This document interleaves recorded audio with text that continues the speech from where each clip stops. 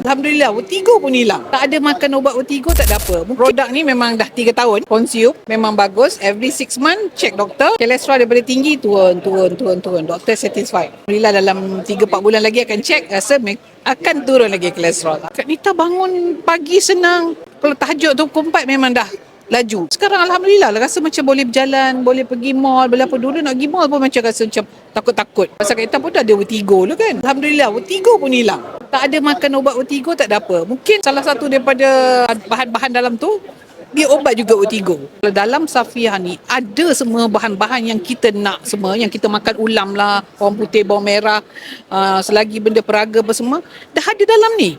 Why not kita ambil? Lagi senang, lagi cepat. Lepas tu dia diiktirafkan oleh semua pakar-pakar saintis dan doktor-doktor.